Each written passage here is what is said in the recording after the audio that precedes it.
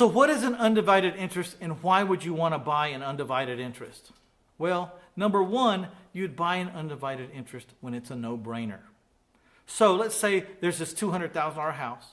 Someone died, and there were 6 heirs. So there's 6 owners to this property now. And you find the black sheep. One of those heirs wants to sell you his portion. And this happens a lot. And it's always some extenuating circumstance or some off-the-wall reason. But typically, you'll get contacted by a black sheep. They'll want to sell you the house.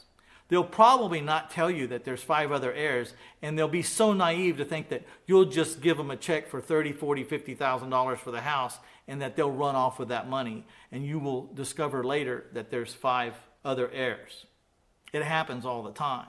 But we find out that there's 5 other heirs before we give people money. And we say, look, you don't own the whole house, but you own 1/6. And I've been talking to this person enough to know that there's extenuating circumstances. A lot of times, I don't know why it's happened like this, but there'll be drug users or addicts, and they just need another fix. And they'll sell you their undivided interest for $500 or $1,000. They're black sheeps. They don't have anything to do with the other part of the family. They really cuss that other part of the family. They want out of that part of the family, and they just want to sign their name and get some money for whatever reason. But a lot of times it has to do with drugs. And if you don't do it, someone else is going to do it.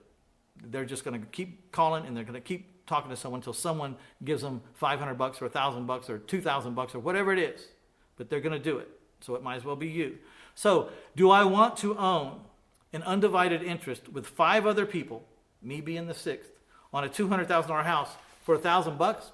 That sounds like a no-brainer to me. I mean, I don't know what can happen, but I'm only out $1,000, and I got a $200,000 house that I own 1/6 of. So it sounds pretty good to me. Then you start to learn there's things that you can do if the circumstances are right.